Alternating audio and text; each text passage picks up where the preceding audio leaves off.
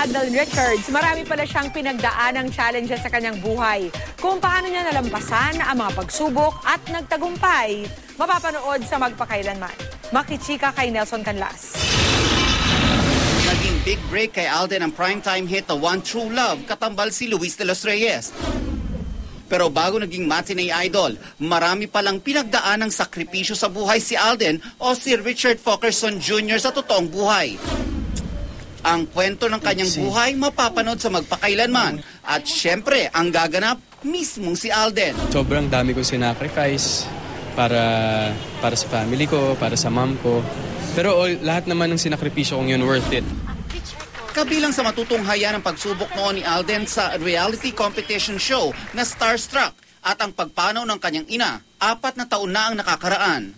Pag binabalikan pa rin po namin yung moments na yun, still it's fresh.